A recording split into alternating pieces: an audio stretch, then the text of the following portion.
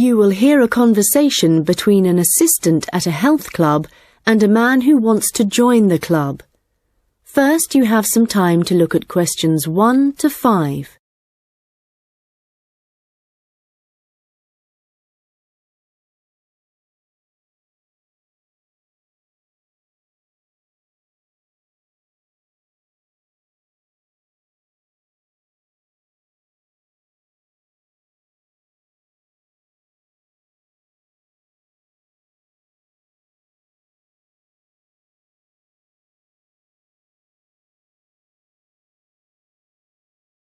Hi, can I help you? Hello. Yes, is your club taking on new members at the moment? Oh, yes. We're always interested in taking on new members. Just give me a moment and I'll get an application form. Right, here we are. So, let's start with your name. It's Harry. Okay. And your surname? It's Simons. Is that like Simon with an S? No, it's Symonds.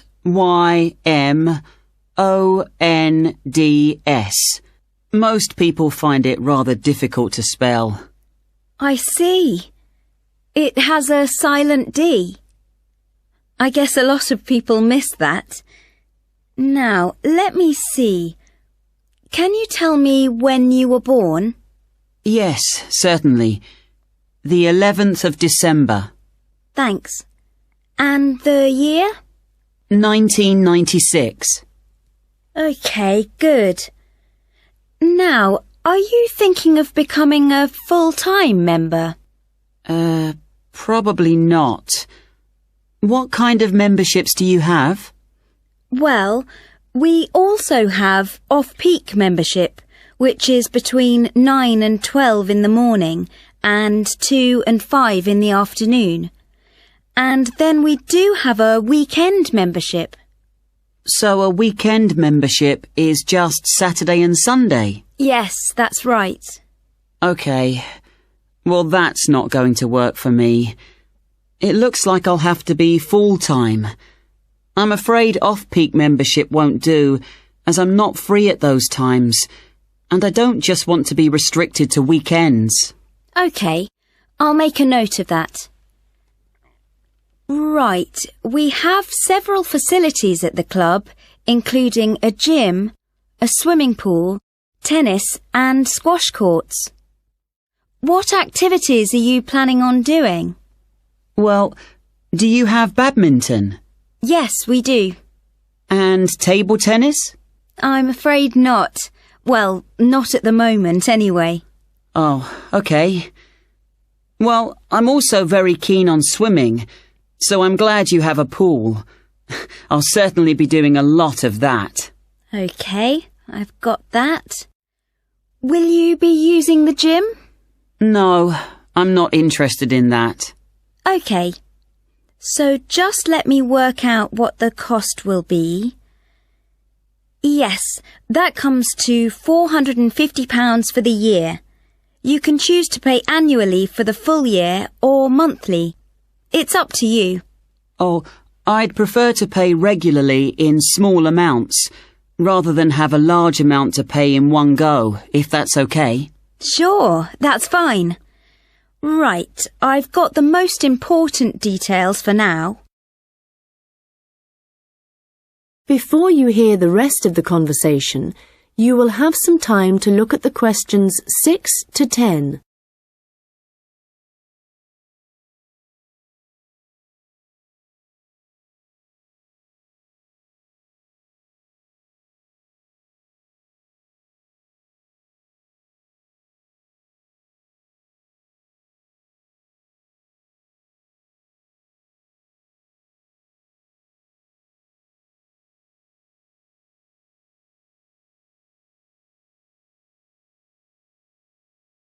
Now listen and answer questions 6 to 10.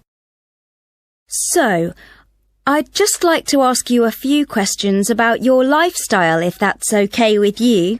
Yes, that's fine. Do you do any regular exercise at the moment? Yes, I do a bit. Good. And what do you do? Well, every few days I go jogging.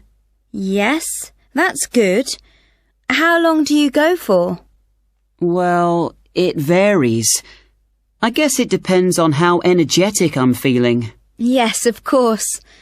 Every little bit helps. Do you have any injuries at the moment? Well, I did break a bone in my foot playing football a long time ago, but that's all healed up now. But in the last few days, I've realised I have a bad ankle. I think I must have injured it last week, and it's a bit sore now.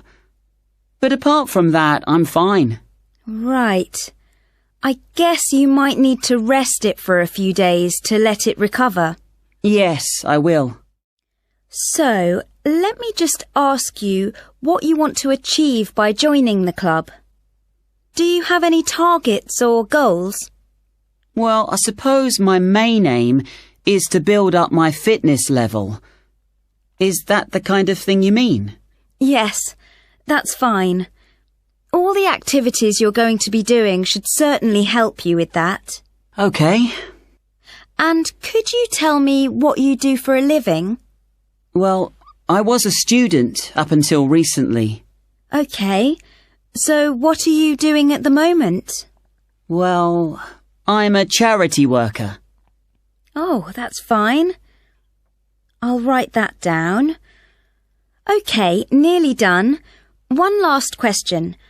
Can I ask how you heard about the club? Did you see it advertised, or did you go to our website, for example? Well, I've been looking for a health club for a while, and I asked my friends for suggestions, but they weren't much help. And then I was listening to the radio, and your club was mentioned. So I thought, I'll go along and see what it's like. Great. Well, we look forward to having you as a member. That is the end of section 1. You now have half a minute to check your answers.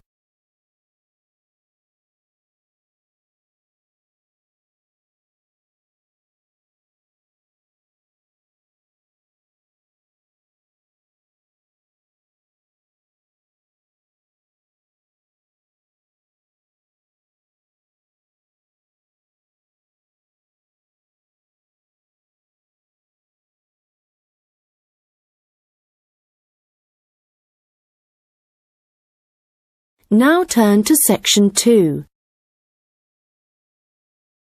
Recording 48. You will hear a hotel manager talking to her staff about the arrangements for an event to be held at the weekend. First, you have some time to look at questions 11 to 15.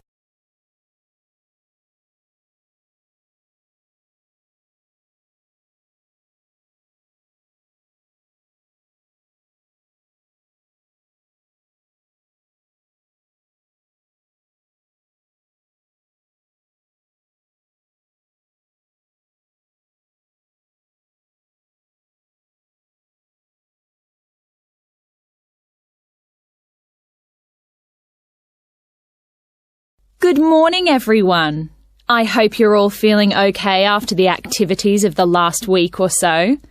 I know you've all been working very hard recently, and we've been exceptionally busy, especially with the wedding last weekend and the trade fair straight after that.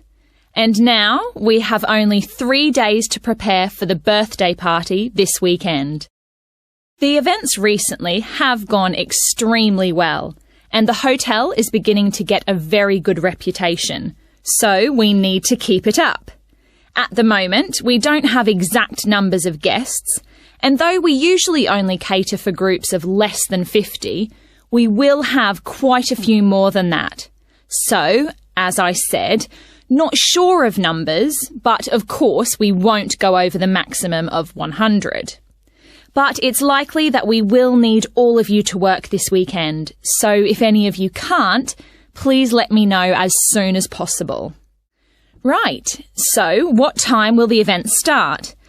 Well, the invitation says guests should arrive between 7:30 and 7:45, but our experience is that there are always a few who like to arrive early, so we'll expect the first people at 7:15. As the numbers are quite large, this will certainly be the case. Food will be served at around 8:30, and then, depending on how long the meal takes, the entertainment will start about 2 hours later. Now, for this, we were expecting a live band for the occasion, which is always fun. But apparently this has been cancelled due to illness. So, the hosts know someone who is a comedian who will be replacing the band. We had hoped that the resident magician who worked here through the summer would be able to help out, but they weren't keen on that idea. Before you hear the rest of the conversation, you will have some time to look at the questions 16 to 20.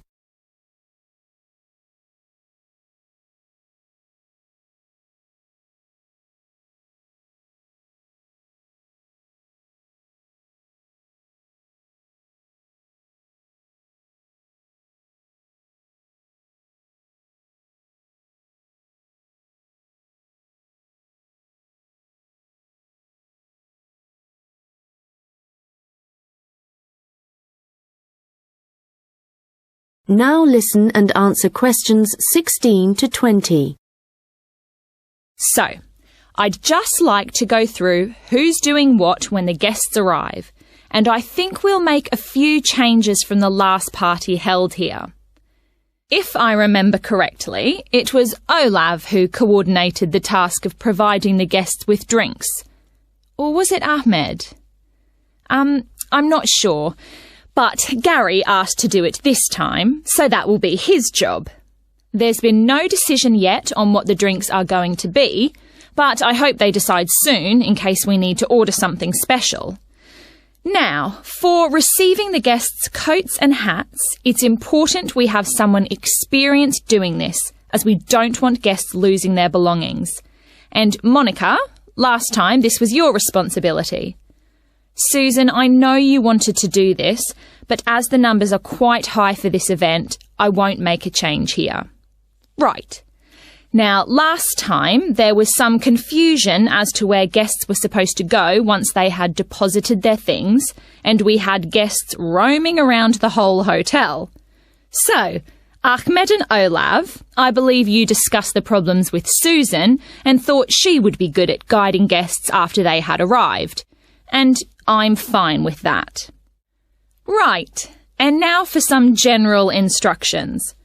Once the guests have arrived, they will be in and around the lounge area, and then at around 8:30, we need to get them to move to the restaurant for their meal. This often proves difficult and can take a long time, so I will ring a bell so that everyone knows it's time to eat. Hopefully, this will speed things up a bit. Also, for this event, there'll be a seating plan, so the guests won't be able to decide for themselves where to sit. They'll have to sit according to the plan. There will be a plan on each table, and I've been thinking about where to put the master plan so everyone can view it before they enter the restaurant. As they'll be spending quite a while in the lounge, I've decided to also put a plan there. This should speed up the start of the meal. Once the meal starts, you'll all be very busy waiting on the tables, and I'm sure I don't need to tell you to be good-humoured and polite to all the guests. The organiser of the event will be saying a few words, and so will two of his colleagues. So, when the speeches start, all activity must stop in the restaurant, so that the three people giving them can be heard. This shouldn't take long, and it should be towards the end of the meal. After that, the guests will move back to the lounge for the entertainment. So, I think that's it. Any questions? Come and see me later. That is the end of section 2. You now have half a minute to check your answers.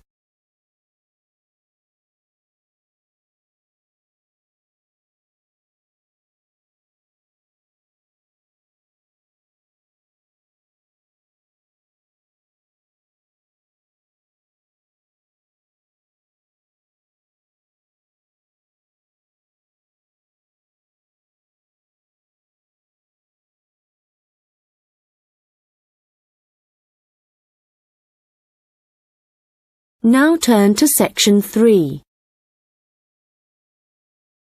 Recording 49. You will hear two students discussing an assignment. First, you have some time to look at questions 21 to 25.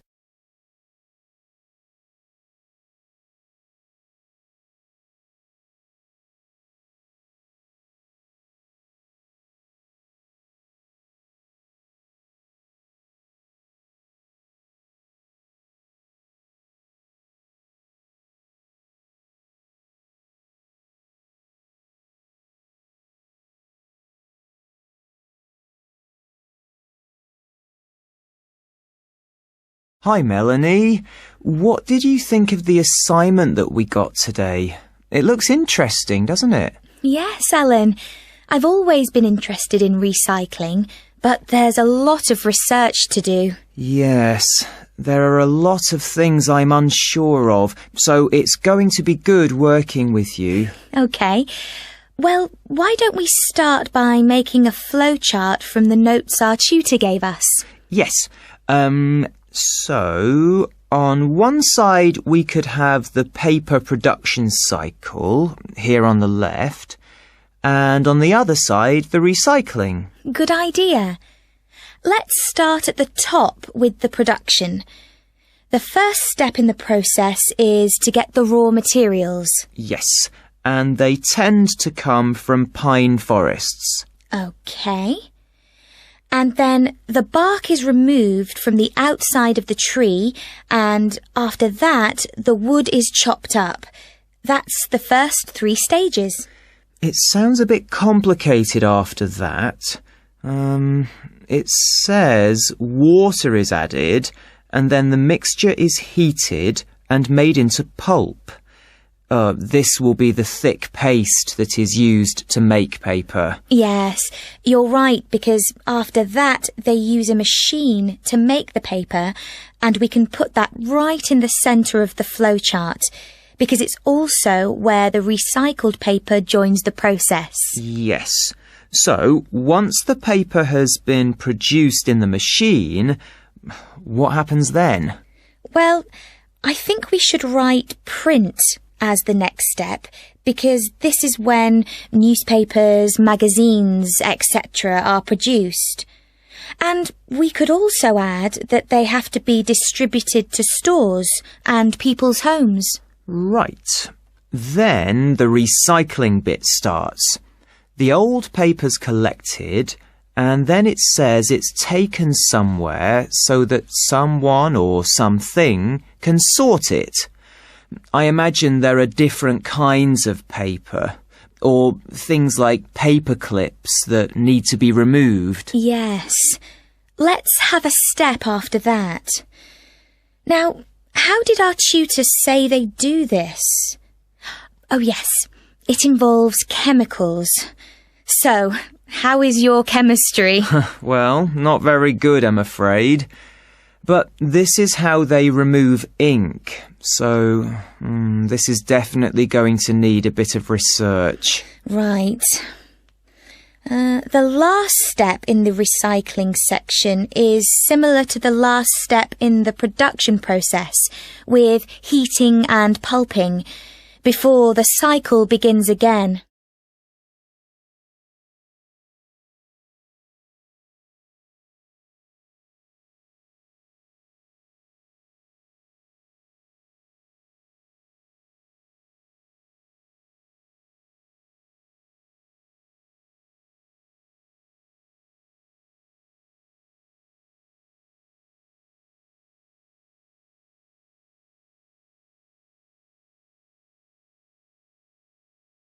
Now listen and answer questions 26 to 30.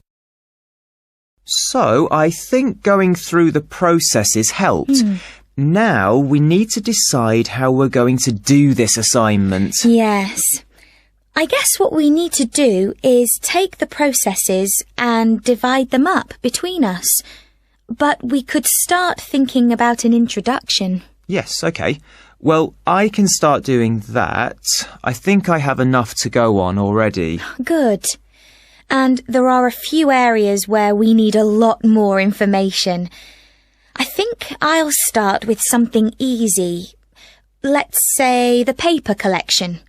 I could go to the resource centre to do some research. Well, I think a better idea would be to approach someone who's involved in the process. What about contacting the council? Oh, good idea. Yes, I'll do that instead. They're bound to have some information. And I know just the thing to add to our work to make it even more interesting. And what's that? Well, in my last assignment, I added a few pictures, and the feedback I got was that this wasn't academic enough. So what might really bring it to life would be to include some data, provided we can find some. Yes, that sounds excellent. Well, we certainly have a lot to do, and not much time to do it in. You're right. I think we have about 5 weeks, so I suggest we create a plan of work today. The end of the month is nearly 3 weeks away, and then we have a few days holiday. Yes, so let's see if we can get the first draft done by then, so we can take a short break. OK. Then after the break, we'll have just over a week to complete it. I wonder if we could get someone to review our work for us a few days before the deadline, so we can make some final changes. What about your friend, Henry? Well, the best person would be our tutor. Henry's very good, but he's taking a whole week's holiday, and there won't be enough time when he returns. OK then, that's fine. That is the end of section 3. You now have half a minute to check your answers.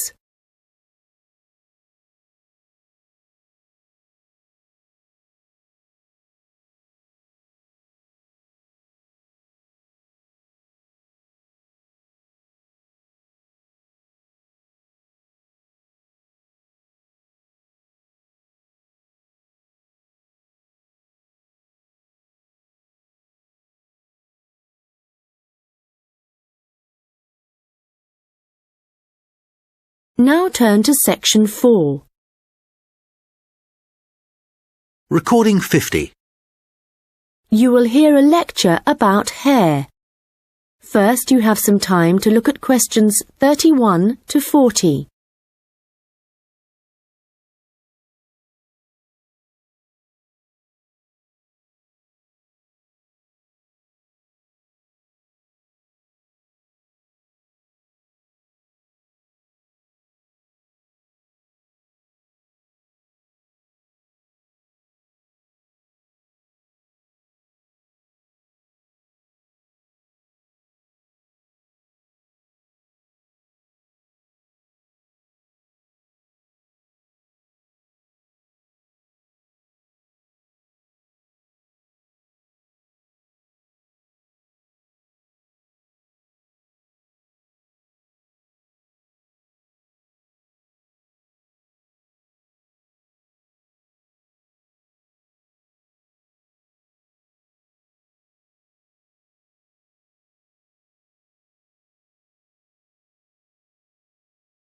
Now listen carefully and answer questions 31 to 40.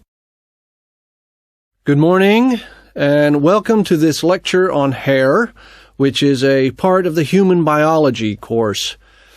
This lecture covers a number of facts about hair, its structure, and what can affect the general health of hair. So, first of all, what is hair, and why do we have it?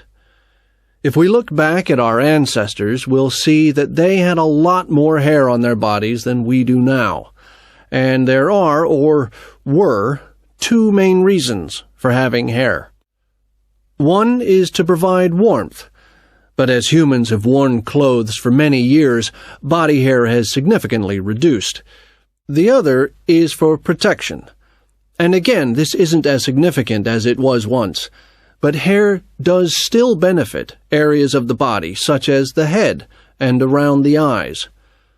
Now, hair, whatever it is for and wherever it is on the human body, is composed mainly of a protein called keratin. This, by the way, is also found in fingernails.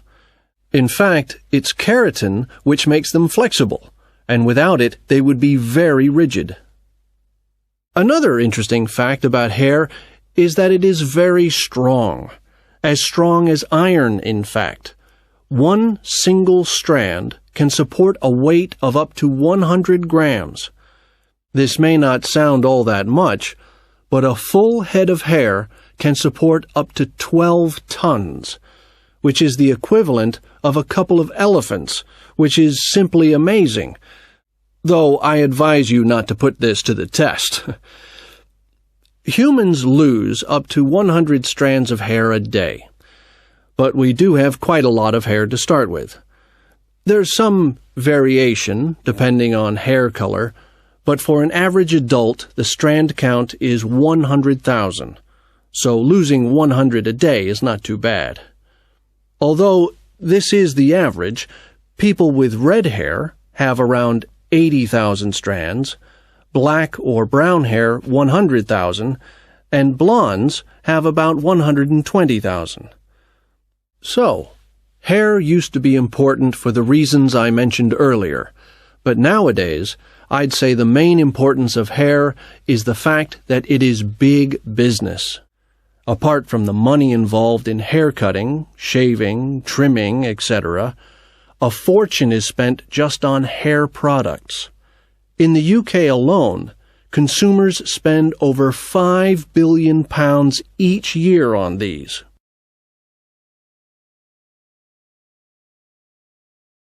So next, I'd like to just give you a quick overview of the structure of hair. As you can see, along the length of the hair, there are three main parts, called the bulb, the root, and the shaft. A single hair is fixed at one end below the skin in the bulb. The bulb acts rather like a cap. It encloses the end of the hair in the head. The next part of the hair is the root, and this is the part of the hair which lies just beneath the skin, and, in terms of hair production, is the most important. This can be considered the control center for each strand of hair, and is where the glands are found. These produce oil, which flows along the length of the hair, and the health of the root determines the overall health of the strand of hair. The last part is the shaft, and this is the hair which is above the skin, and is, of course, what we can see. Fortunately, this is not active, and I say fortunately because otherwise it would be very painful to have your hair cut.